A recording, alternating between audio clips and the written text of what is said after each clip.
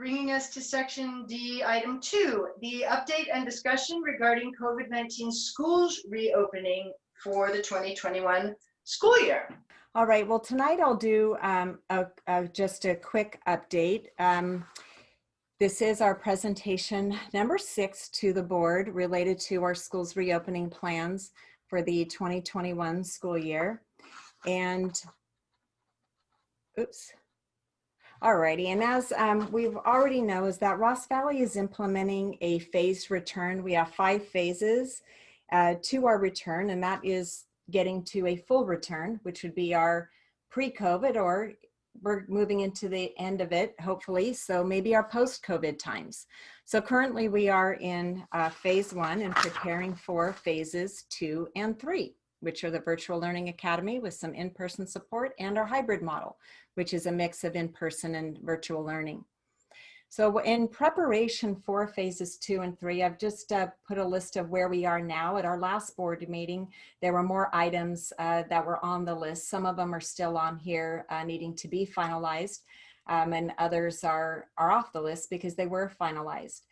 Some that just want to highlight are our health and safety protocols for staff and students. We're in the final phases of those. We're just awaiting some information from our county health department related to symptom screening. I understand that the Countywide School Nurses Association is meeting with a group of pediatricians this week, and they do hope to have that information finalized by the end of the week. They're taking it from the good state of Minnesota, and borrowing from there is my understanding. And we also are in the final phases of the sites finalizing their school site specific safety plans. These need to be in place in order for us to begin our in-person instruction. And where we are with those is that the sites, each of the sites is now getting input from their task force, and then any revisions will be made to the site specific plans. They do need to be submitted to the county health department once finalized, and MCOE will post them on their website and we will post them on ours. And then of course we're continuing and finalized negotiations for in-person learning. We're in process with both CSEA and RVTA, and then there's just a list of elements there. Hopefully our air quality, as Wesley talked about a few minutes ago, is going to continue to improve, and we will not have any more smoke or fires that will get in our way of operating our outdoor learning environments that are been determined by the sites. So where we are now is the phase 2 is the in-person support for our most vulnerable learners. Right at this time, it's not for in-person instruction, it is for targeted specialized services. So those are listed off to the right. And what we have identified as our special education and our English language learner students, and beginning with assessments for those students. There are some required assessment for English learners, and then for our special education students that need any kind of assessments related to their IEPs.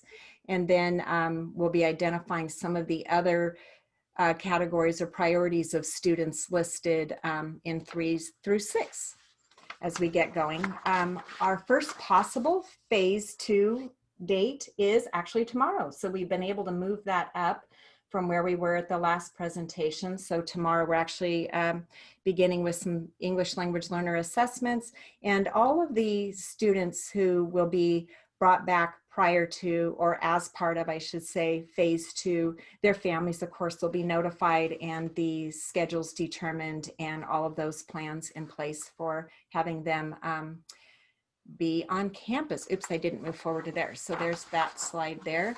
And everything that will be going on is in coordination or with the county and state guidelines that are in place. And so related to face coverings, physical distancing, hand washing, and the cohort sizes for this group can be no larger than 16, and that's a group between students and supervising adults. So we're really happy that, thank you to Eric Sable, was able to work with our teachers to be able to have some students begin as early as tomorrow. So thank you, Eric, and teachers and staff who will be involved. And then, as we know, our phase 3 is a hybrid model. And I just put a sample here. We are in the process of finalizing the elementary and middle school schedules for the hybrid model. And what we are looking there is that it's a mix, as we've talked about before, is both in-person and distance learning. The list of items below is what we need to have in place for either phase 3 or phase 4 before we're able to return to full in-person, all students all day long, our post-COVID phase 5. But we will be having students wear face coverings. They'll be having their hand washing.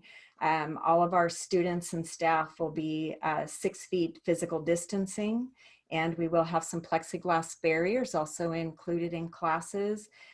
So there's a list there. Part of what is going to be necessary, especially if we do experience any bad air days, is the adjustment of the HVAC system. We want to maximize airflow into all spaces, offices and learning spaces.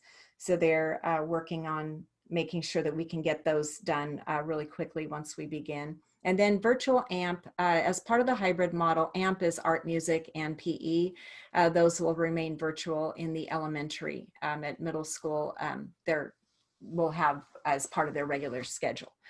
And so those are some of the items there that we're getting ready for, as we know that when we come back into in-person instruction as part of phase 3, we will be having those items going on the school sites.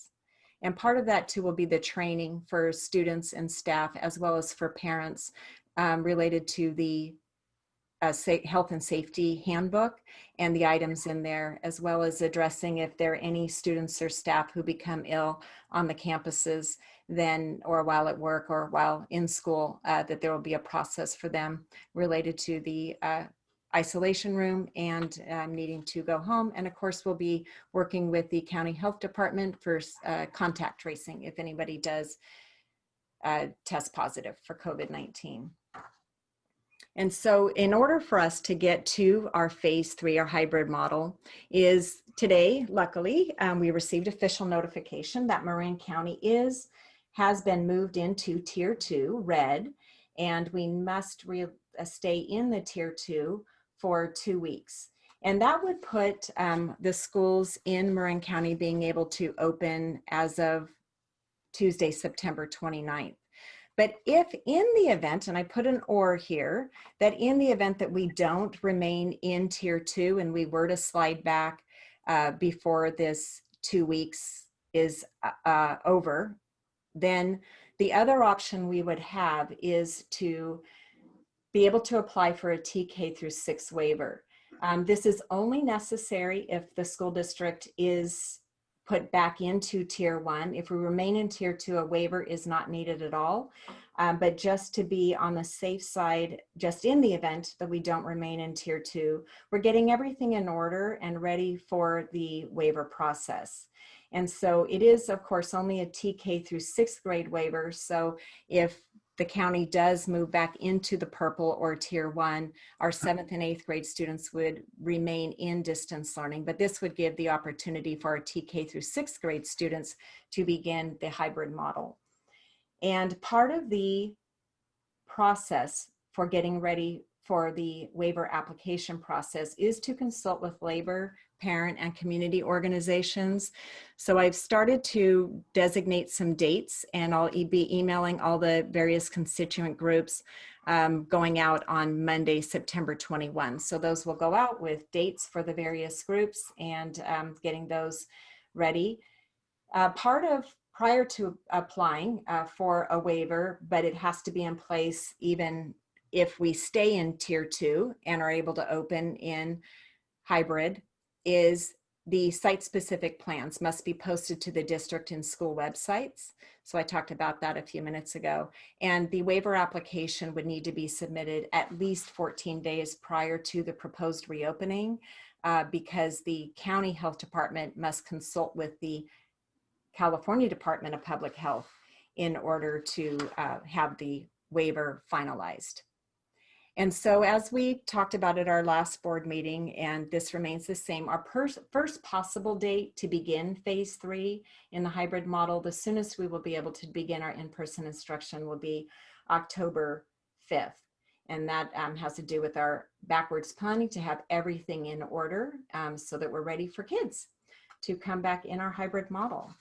And that is the extent of the presentation today. So I'm wondering if you have any questions or comments related. So Marcy, you're going to simultaneously be getting ready for an October 5 start and starting the just in case waiver application process. Yes, thank you for clarifying. Yes, absolutely. Just in case, the off chance that Marin does not remain in tier 2. We had anticipated that we would have been put into tier 2 a week ago.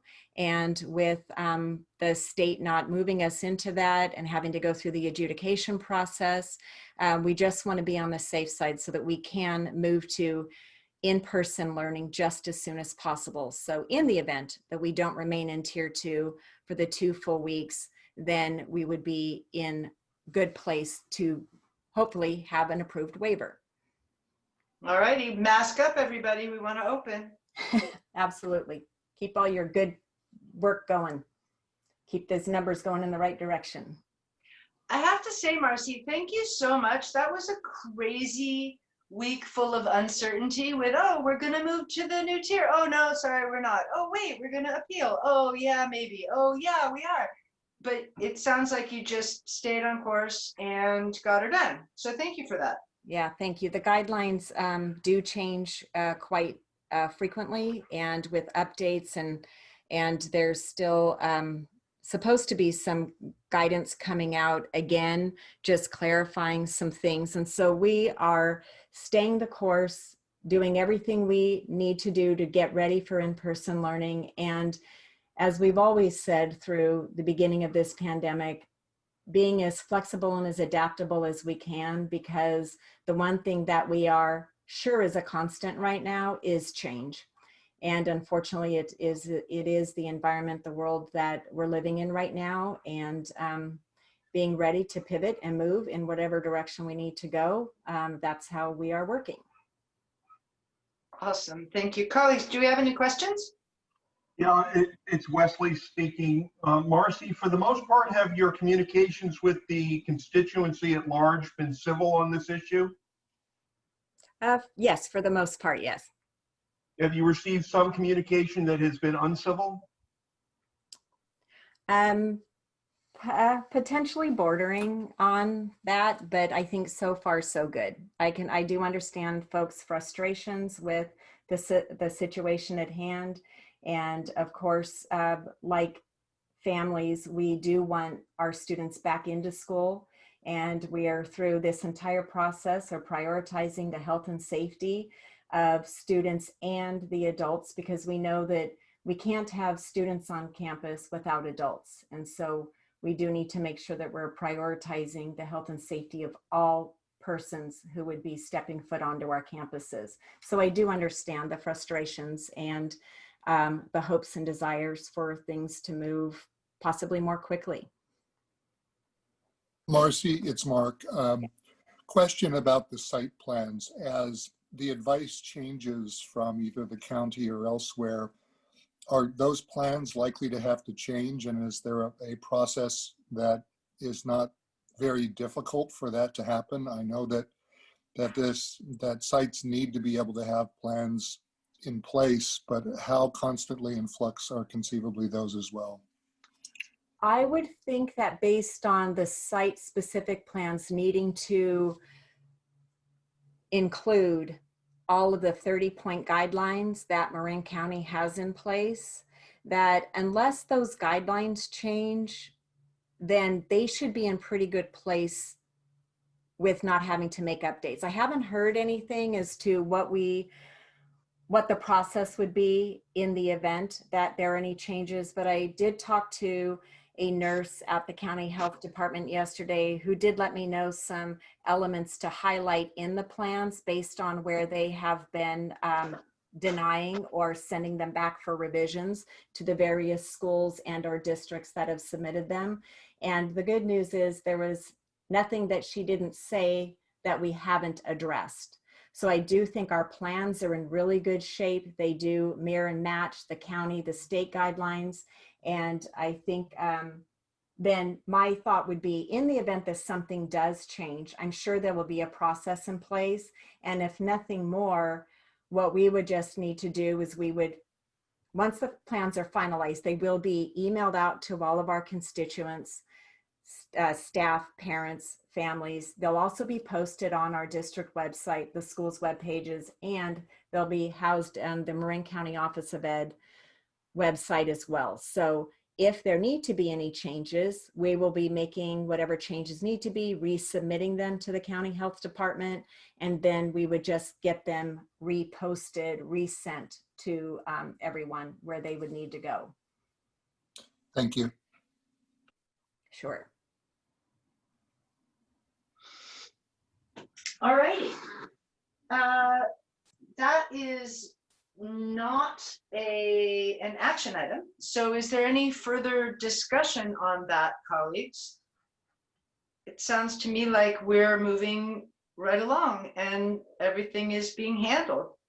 Yeah, I just want to thank, as the last part of this item tonight, is just thank everybody who has been part of preparing, offering to volunteer, to support.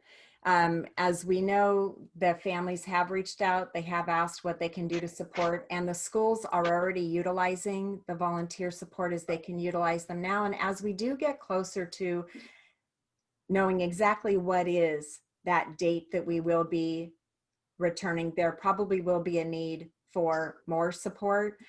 Communications will go out to everyone, but the appreciation that I have is the super heavy lifting that everybody is doing to make sure that our students and staff, any visitors onto campus, any essential workers, will be prioritized in their health and safety, and making sure that every I is dotted, every T is crossed.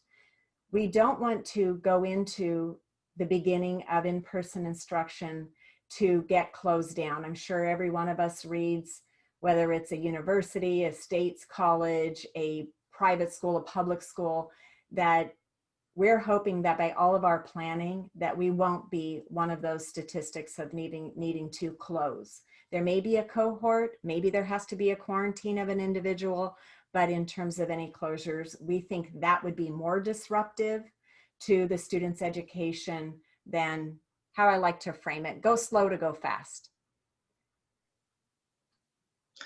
Yep. All righty. Well, thank you very much, Mercy. And thank you really to all the literally hundreds of people who are working to get this done. Yes, thank you. Okey doke.